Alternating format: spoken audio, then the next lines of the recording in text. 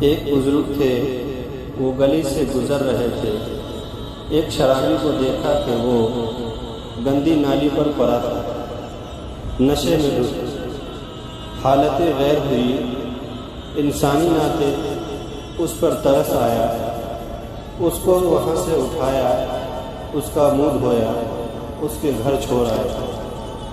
خیر رات ہوئی، سحری کے وقت، تہجد کے وقت وہ مسجد میں گئے۔ وہ بزرگ جیسا کہ ان کی عادت تھی، تو دیکھا کہ ان سے پہلے آج کوئی شخص تہجد کے مصلی پہ بیٹھا ہے اور نوافل ادا کر رہا ہے۔ بڑی حیرت ہوئی، دیکھا تو یہ وہی شخص تھا جس کو آج دوپہر کو گندی نالی سے اٹھا کر کے اس کا منہ دھو کر کے ان کے گھر چھوڑ کے آئے تھے۔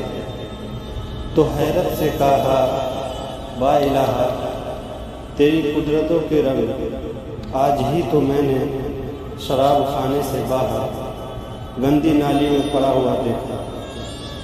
ہاتھ سے آواز آئی، میرے بندے، تو نے اس کا منہ دھو دیا تھا، میں نے اس کا دل دھو دیا۔